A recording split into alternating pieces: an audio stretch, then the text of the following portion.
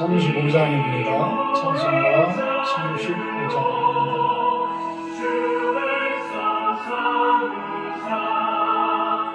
그 중에 항상 계시고 그 중에 항상 계시고 그 영광 나타내소서. 이 백성 기도하 또 예물 드리니 안개와 같으니 곧 받으옵소서. 주 예수 크신 복음을 주 예수 크신 복음을 한 백성 듣게 하소서. 또 우리 자손들 다 주를 기리고 저 성전 돌같이 길하게 하소서. 주 구원하신 능력을 주 구원하신 능력을 늘 끝날까지 주소서.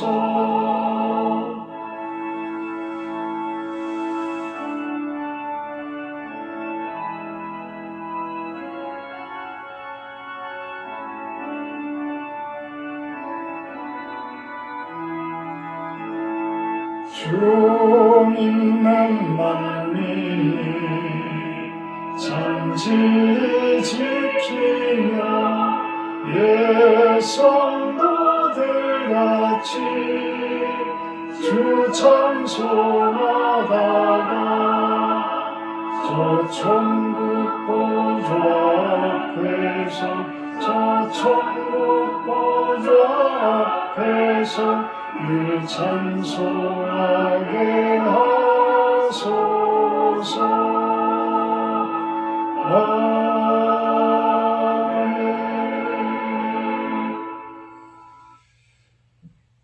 사도신경하심으로 신앙 고백하도록 합니다. 나는 전능하신 아버지 하나님 천지 창조주를 믿습니다. 나는 그의 유일하신 아들 우리 주 예수 그리스도를 믿습니다. 그는 성령으로 잉태되어 동정녀 마리아에게서 나시고 본디 빌라도에게 고난을 받아 십자가에 못 박혀 죽으시고 장사된 지 사흘 만에 죽은 자 가운데서 다시 살아나셨으며 하늘에 오르시어 전능하신 아버지 하나님 우편에 앉아 계시다가 거기로부터 살아있는 자와 죽은 자를 심판하러 오십니다. 나는 성령을 믿으며 거룩한 공교회와 성도교제와 죄를 용서받는 것과 몸의 부활과 영생을 믿습니다. 사랑의 하나님 감사합니다. 거룩한 수요 예배로 올려드립니다. 비록 조촐하게 저 혼자 드리는 예배지만 이 예배 받아주시고 또한 영상을 통해서 함께하는 많은 성도님들 은혜를 받는 시간이 되기를 소망합니다. 예수님의 이름으로 기도합니다. 17장 찬송하시기에 제가 기도하도록 합니다.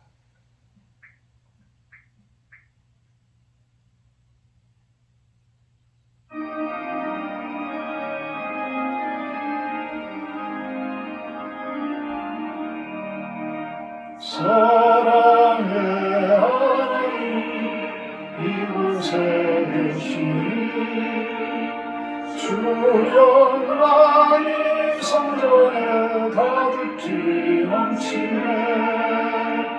거룩한 주님 앞에 주인된 우리들 경건한 마음으로 찬양합니다. 은혜의 예수님 우리 죄인하여 속죄의 큰 사랑을 이루어 주셔서 율법의 몽에서 해방해 주시니 복음의 자유를 감사합니다.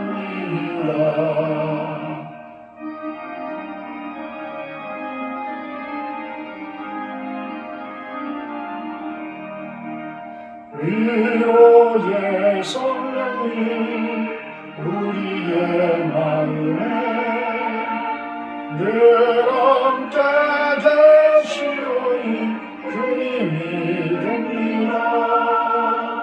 슬픔도 두려움도 넉넉히 이기니 이 세상 끝날까지 함께 하소서.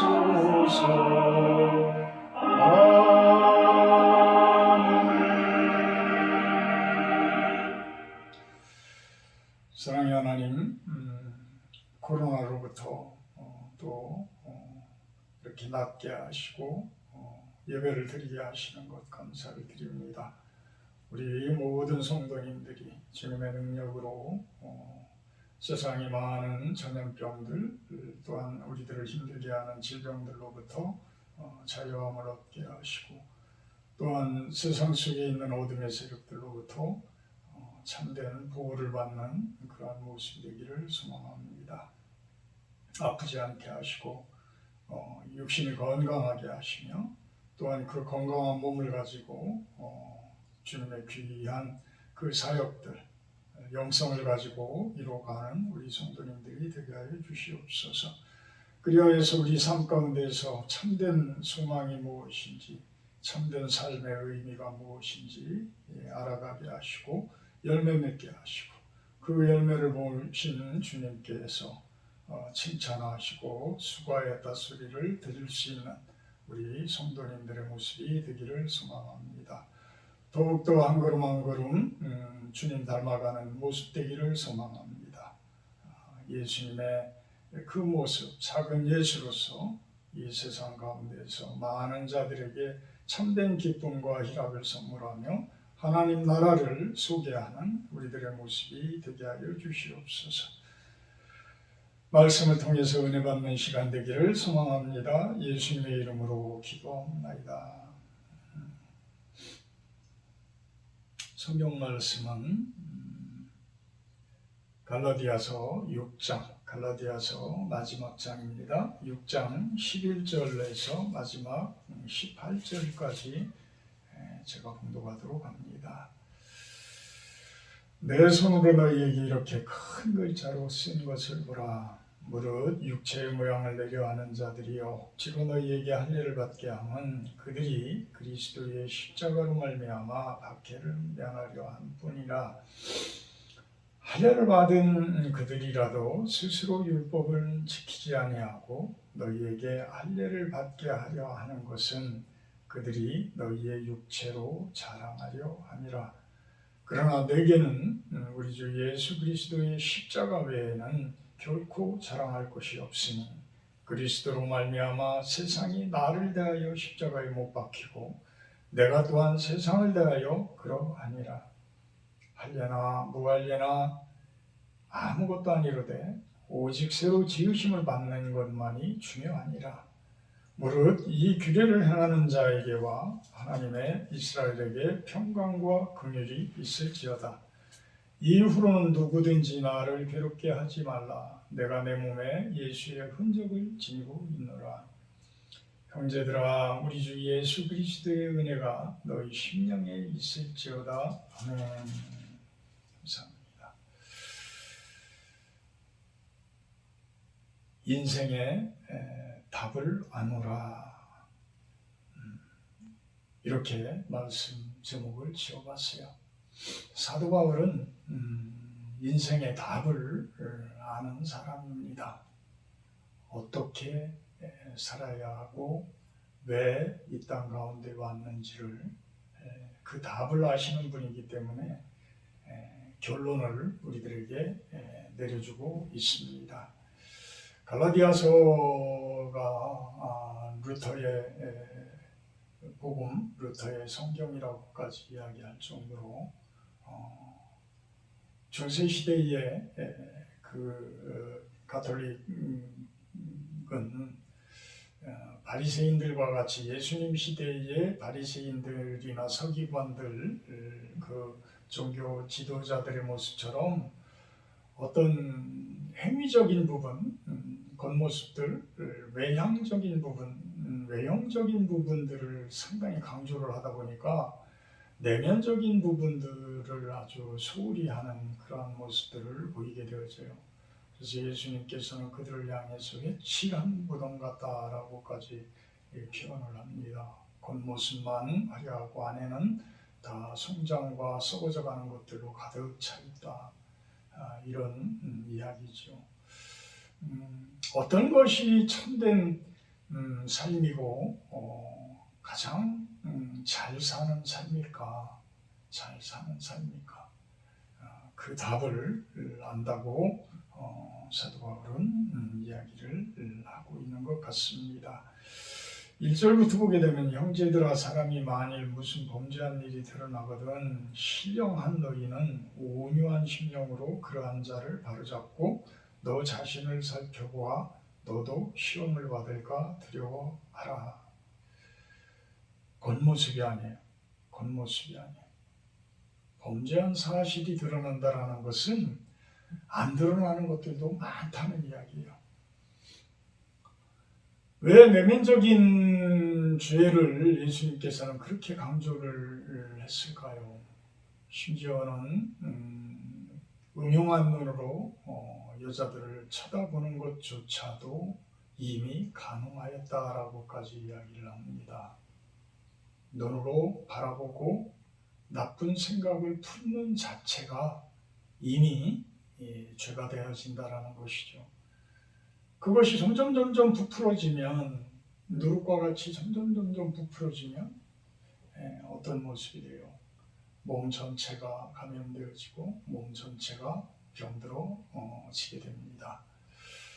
오늘은 코로나가 제가 지난주부터 계속해서 싸우다가 결국은 일주일 지나서 주일날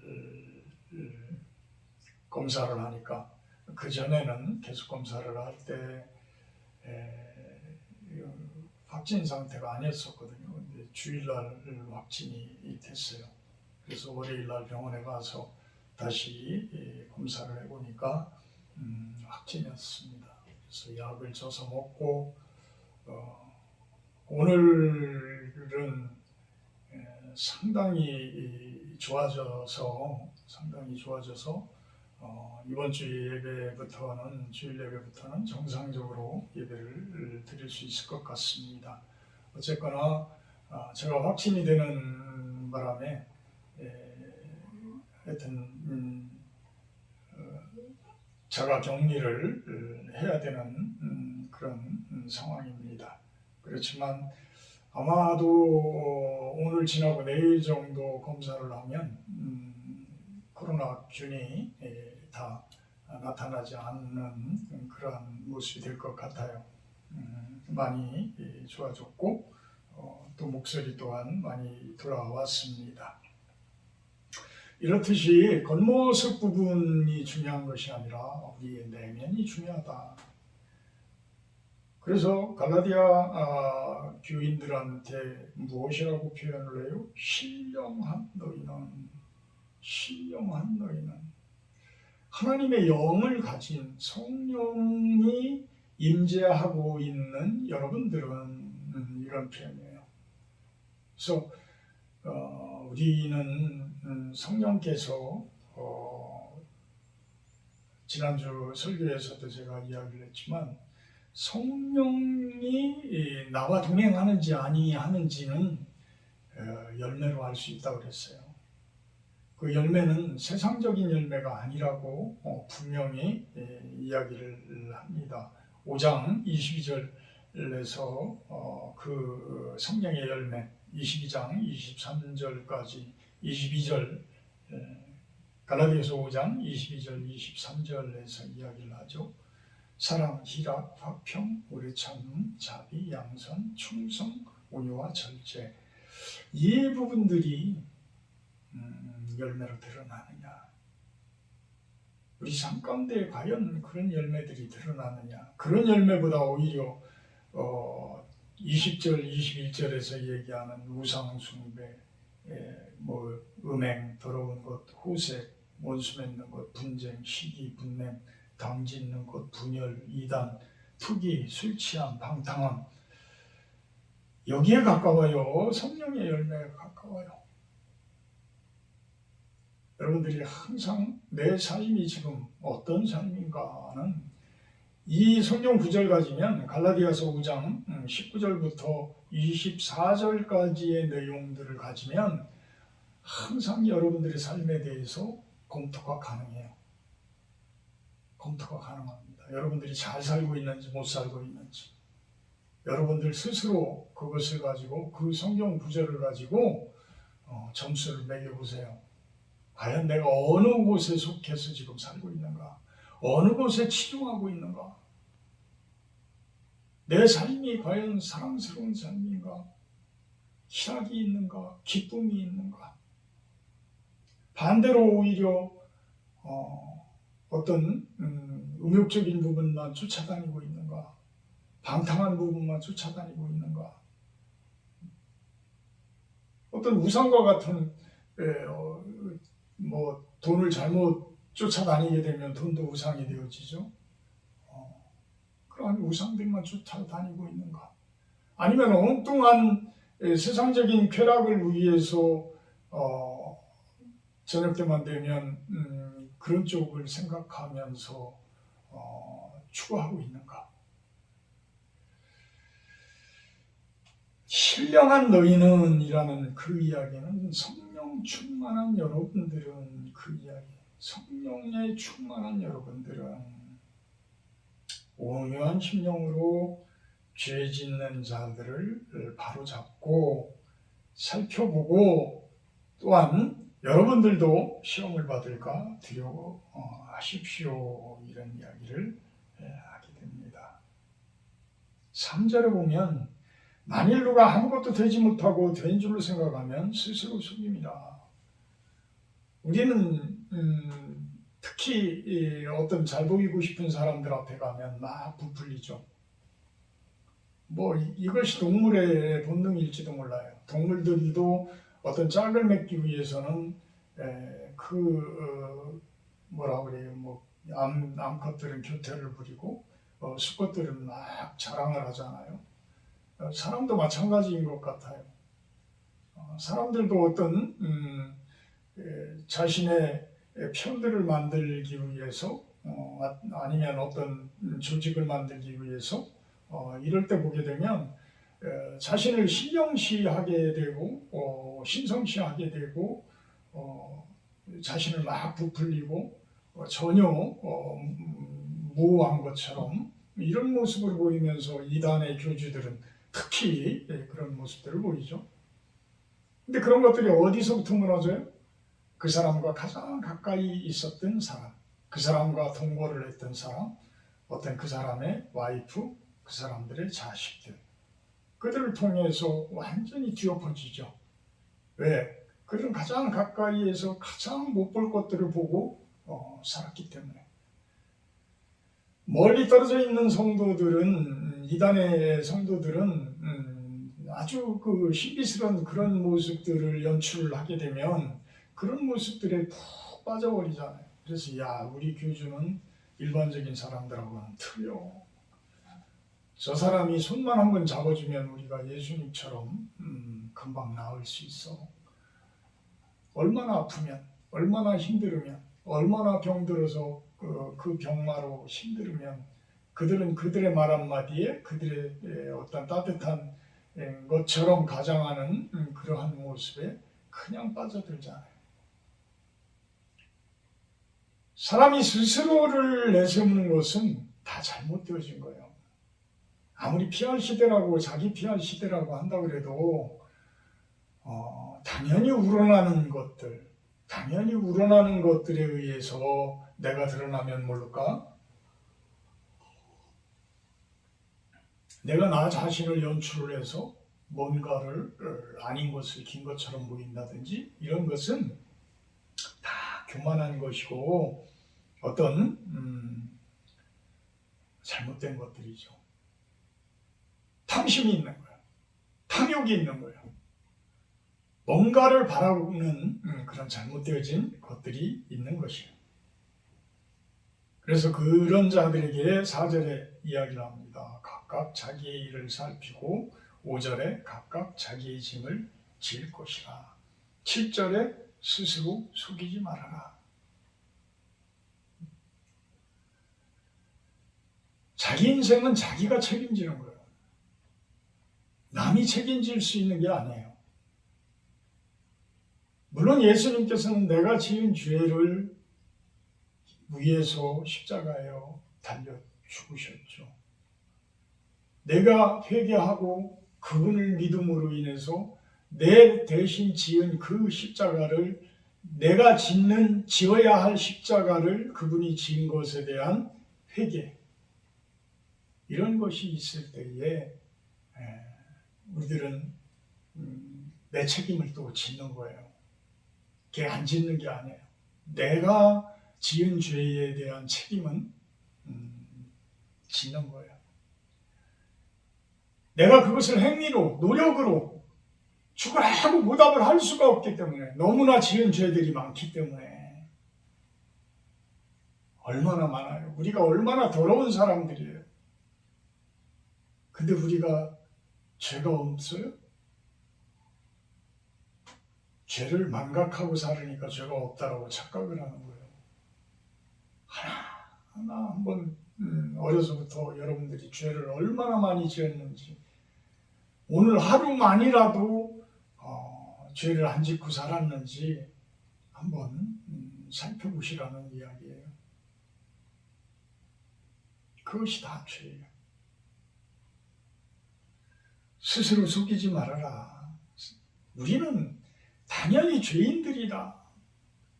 우리는 속이 다 시커먼 사람들이다. 어떤 탐나는 물건을 보면 탐욕을 품게 되고, 어떤 정욕적인 부분을 보게 되면 또 정욕을 품게 되고, 이런 못된 사람들 아니냐는 얘기예요. 못된 사람들이 아니냐.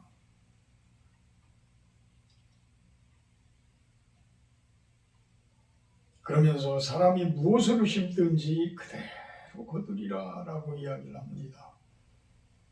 자기의 육체를 위하여 심는 자는 육체로부터 썩어질 것을 거두고 성령을 위하여 심는 자는 성령으로부터 영생을 거두리라.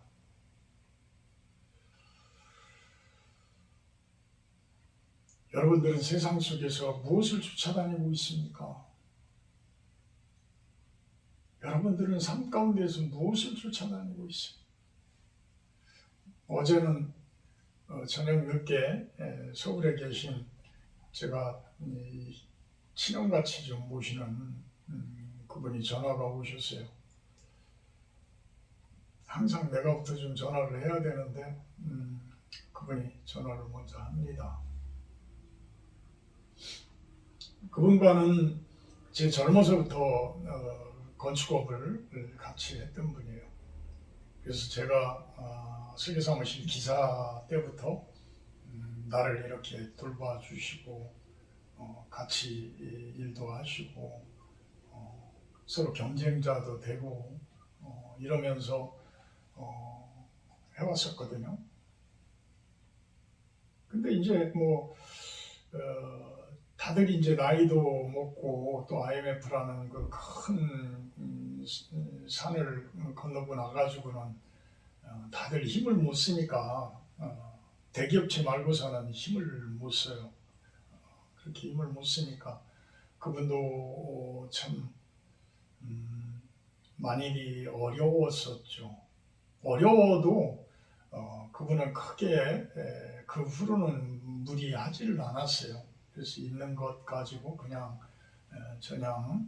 이렇게 욕심 안 부리고, 특히 그분은 욕심은 많이 안 부려요. 그리고 그분이 한번 말로 약속한 것에 대해서는 아주 철저하게 지켜주시는 분이었어요.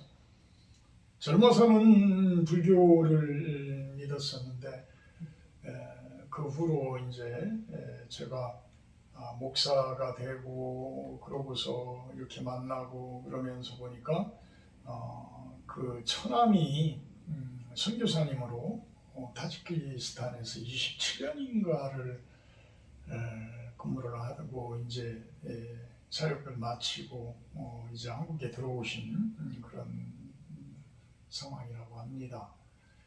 이제 문제는 그렇게 계시고 평생을 하나님의 귀중한 사역을 하신 분들에 대해서 어떤 생활적인 부분 이런 부분들을 좀 교단에서 책임을 져줘야 되는데 한국 교회가 그런 부분에서 많이 약해요.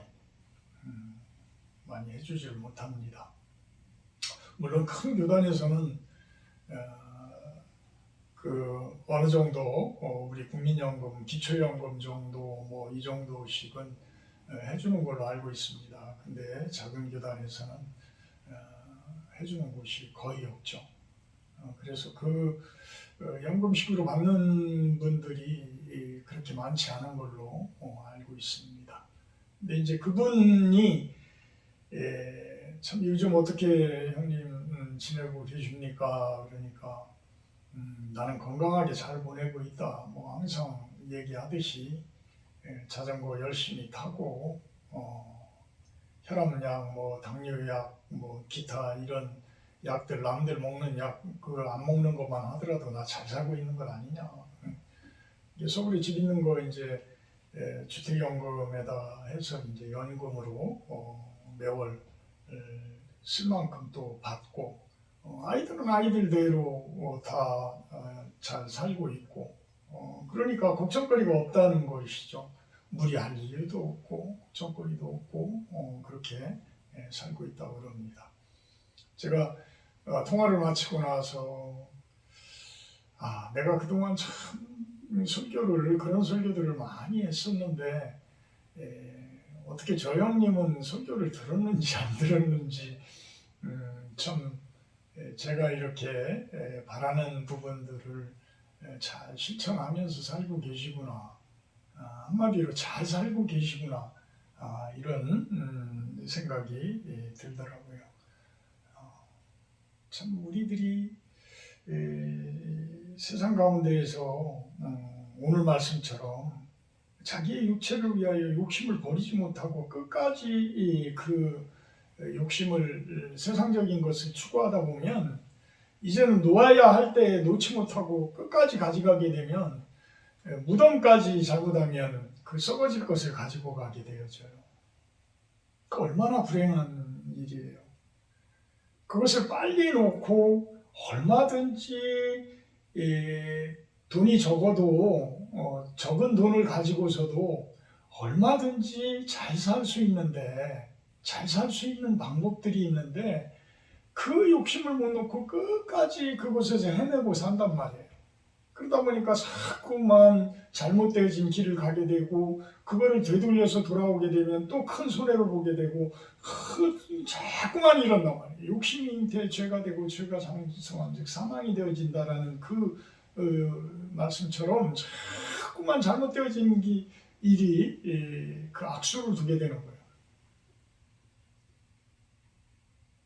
육체를 위하여 심는 자는 육체로부터 썩어질 것을 거두고 성령을 위하여 심는 자는 성령으로부터 영생을 거두리라. 어느 편에 서실 것이냐? 세상의 편으로 갈 것이냐? 성령의 편으로 갈 것이냐? 9절에 우리가 선을 행하되 낙심하지 말지니 포기하지 아니하면 때가 이름에 거두리라. 선을 행한다. 내가 선을 행하겠다. 그러면서 실상은 세상 속에 뛰쳐들어가서 싸우다 보면 같이 악을 행하고 있고 같이 죄를 범하고 있고 이런 모습들을 한두 번은 안 느껴보는 분들이 없을 거예요. 근데 이러한 것들이 한 번에 되는 게 아니잖아요. 성령님께서 내 안에 계셔야 선이 이루어져요. 선은 하나님의 일이기 때문에 선하신 분은 한 분뿐이라고 그러잖아요. 근데 선하신 분이 한 분이라는 이야기는 완전한 선하신 분, 하나님이시죠. 선한 일이라는 것은 하나님의 일을 하는 거예요. 그러니까 하나님의 일을 하려면 성령이 내 안에 계셔야 돼. 그래야 하나님의 일을 할 수가 있는 거야. 그런데 성령은 내 안에서 더러워서 계시지 못하게 하면서 겉으로는 선을 행한다? 그것은 아닌 것이죠. 그렇지만 낙심하지 말고 포기하지 말고 때가 되면 성령님께서 나와 함께 하실 것이고 나는 나도 모르는 사이에 선한 일들을 행하고 있을 것이다. 결국은 선행이 생활이 되어지는 삶. 그러기 위해서는 끊임없이 말씀을 먹고 말씀을 양식으로 받아들이는 그런 모습이 되어야 할 줄로 압니다. 10절에 그러므로 우리는 귀에 있는 대로 모든 이에게 착한 일을 하되 더욱 믿음의 가정들에게 알지니라. 선한 일, 착한 일, 착한 선. 기회가 있는 대로 모든 사람에게 선한 일을 해라. 모든 삶이 선한 삶이 되어지는 것이 가장 잘 사는 삶이다. 이게 인생에 대한 답이에요. 인생에 대한 답. 그러면서 잘못되어진 그 바리새인들과 어떤 형식주의자들과 그리스도의 십자가에 대해서 11절부터 이야기를 합니다. 무릇 육체의 모양을 나타내려 하는 자들이 억지로 할례를 받게 하는 것은 십자가로 말미암아 박해를 면하려 할 뿐이다. 그리스도에 대해서 하도 많이 박해들을 하고 하도 많이 그 이단으로 유대인들이 공격들을 하게 되니까 우리도 유대의 일부다, 유대교의 일부다, 유대 사람의 일부다라는 것을 그냥 보여주기 위한 할례, 그것이 무슨 복음이냐는 얘기예요. 그것이 무슨 의미가 있느냐는 얘기예요. 할례나 뭐 할례나 아무것도 아니다라고 15절에서 이야기를 합니다. 할례나 뭐 할례나 아무것도 아니다. 다만 중요한 것은 할례가 중요한 것이 아니라 여러분들이 죽어야 된다. 그냥 포피만 잘라내는 것 가지고 안 된다. 여러분들이 죽으십시오. 그것이 바로 영생을 얻는 길입니다. 구원을 얻는 길입니다. 성령을 얻는 길입니다. 하나님의 자녀가 되는 길입니다. 라고 이야기를 하고 있는 거예요. 죽으라. 세상에 대해서 죽으라. 그래서 그 이야기를 하잖아요. 세상이 나를 대하여 십자가에 못 박히고 내가 또한 세상을 대하여 그러하니라. 14절에 그리스도교는 기독교는요 십자가의 종교잖아요. 이 십자가는 가장 기본적인 교리예요. 예수님이 십자가에 못 박혀 돌아가시는 본을 보여주셨기 때문에. 근데 그게 십자가에 돌아가시는 걸로 끝이 아니잖아요.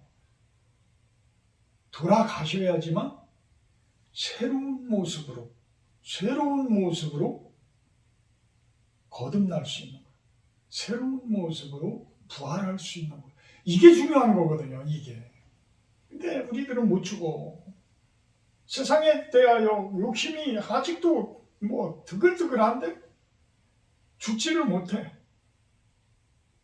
그 오통제라 얼마나 참 가슴 아픈 일이에요. 저도 그럴 때가 많죠. 저도 그럴 때가 많아요. 이런 생각들, 이런 잘못된 것들, 이런 것들이 빨리 떨쳐져 버리고 십자가에 못 박혀야 되는데 못하는 부분들, 그런 부분들을 안타까워하고 그런 부분들을 기도하고 이러면서 점점 예수님의 모습으로 가는 것. 그러기 위해서는 십자가는 필수라는 거예요. 내가 죽지 않으면 성령 충만한 모습으로 살아날 수가 없어요. 여러분들이 죽지 않으면 여러분들의 성질 그대로 부리고 살아요. 여러분들이 죽어야 돼요. 그래야 예수님의 모습을 가지고 거듭납니다. 다른 모습으로 살아갈 수가 있는 것. 그것이 가장 잘 사는 방법이에요. 15절 할례나 무할례가 아무것도 아니거든 오직 새로 지으심을 받는 것만이 중요하니라. 새로 지으심을 받는 것. 이것이 답이라는 거예요. 여러분들이 거듭나는 것이 가장 잘 사는 법이라는 것을 지금 사도 바울은 우리들에게 이야기하고 있는 것입니다.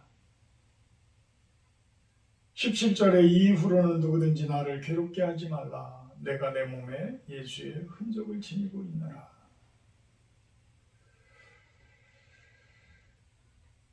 인생을 마무리할 때쯤 돼서 사도 바울은 상당히 몸도 아프고 힘들어 있었던 상태 같아요.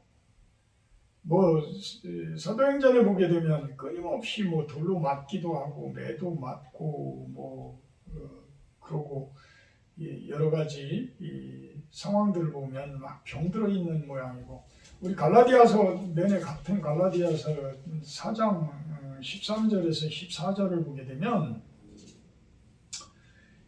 내가 처음에 육체의 약함으로 말미암아 너희에게 복음을 전하는 것을 너희가 아는 바라. 너희를 시험하는 것이 내 육체에 있으되 이것을 너희가 없이 여기지도 아니하며 버리지도 아니하고 오직 나를 하나님의 천사와 같이 또는 그리스도 예수와 같이 영접하였도다. 이렇게 이야기를 합니다. 이 사도 바울이 얼마나 초라한 모습, 참 측은한 모습, 아주 나약하리만큼 약한 그러한 모습, 어떤 십자가에 못 박힌 예수님의 그 못 박히는 흔적들, 구멍난 옆구리, 이런 것들의 흔적들, 그 흔적들이 그대로 사도 바울의 흔적과 같이 이렇게 가지고 있었던 모습 아닐까라는 생각을 해보게 돼요. 우리들이 생을 마감할 때쯤에 세상 속에서 사탄 마귀들에 의한 상처를 가지고 하나님 앞에 가는 게 나을까요? 아니면 예수님을 섬기면서 예수님을 섬기다가 여러 가지 흔적들을 가지고 하나님 앞에 갔을 때에 과연 누가 잘 살았다고 이야기를 할까요? 우리들이 비록 예수님을 섬기다가 몸이 나약해지고 초라한 모습으로 살을지 모르지만 27년이라는 그 시간을 선교사로서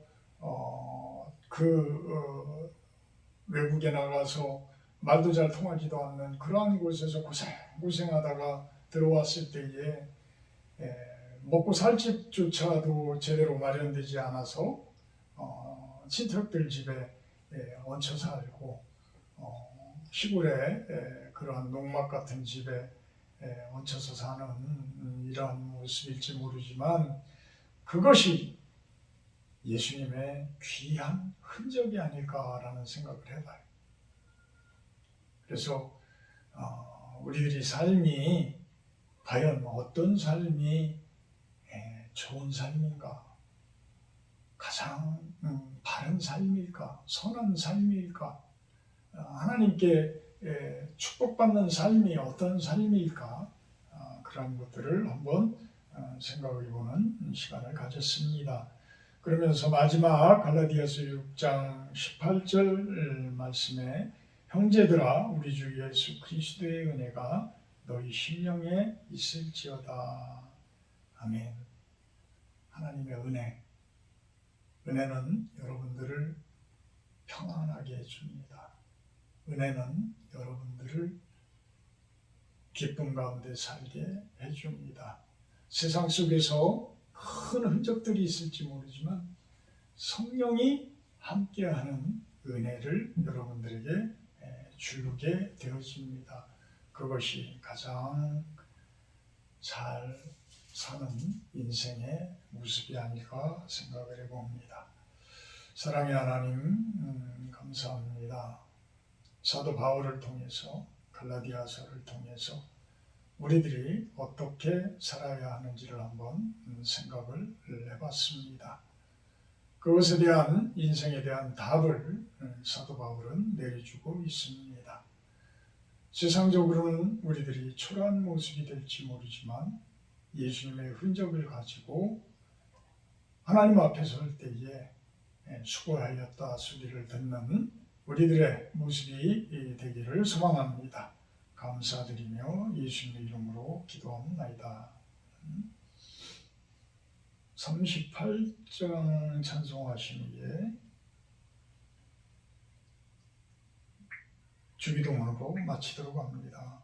38장입니다.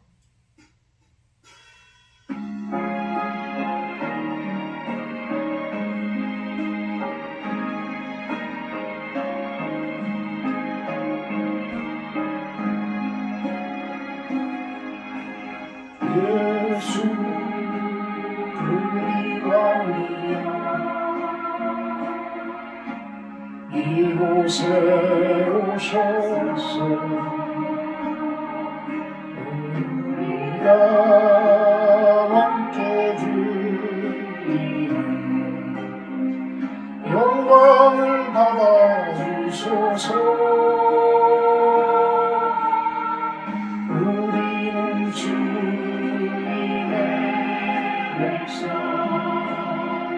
주님은 우리와 왕이신 예수님 오셔서 가정하사 다스리소서. 예수 우리 주시여 이곳에 오셔서 우리가 주께 드리는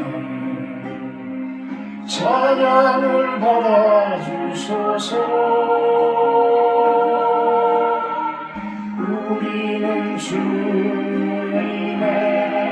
종들, 주님은 우리 주시라. 주 되신 예수님 오셔서 이 찬양을 받아주소서.